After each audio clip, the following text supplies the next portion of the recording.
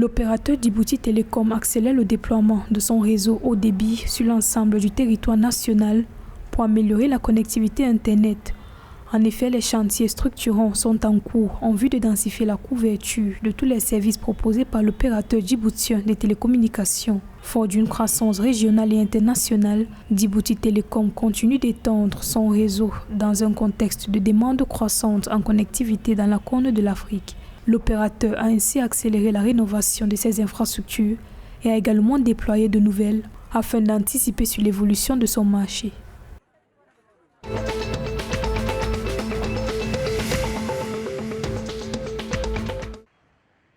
En Ouganda, l'inflation globale a chuté à 1,9% contre 2,2% en septembre 2021, selon le Bureau ougandais des statistiques. La baisse de l'inflation survient à un moment où il y a eu une augmentation des prix mondiaux des matières premières.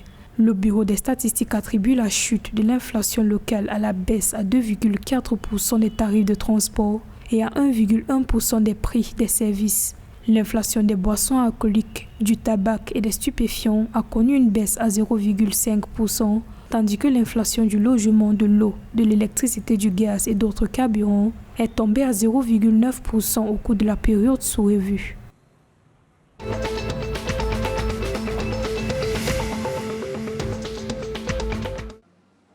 L'explosion d'une mine terrestre en Somalie a causé le meurtre de 10 membres du groupe terroriste Al-Shabaab et plusieurs blessés, selon les médias locaux. L'attaque s'est produite près du village de Kwekat, dans la région de Moudouk, dans le centre-nord du pays, selon des sources militaires. Le groupe Al-Shabaab est connu pour utiliser des engins piégés pour cibler des civils et des équipes de sécurité. Les explosions entravent la circulation des personnes, des biens et l'acheminement de l'aide humanitaire aux communautés vulnérables. Notons que le groupe terroriste a jusqu'à présent revendiqué la responsabilité de plusieurs attaques.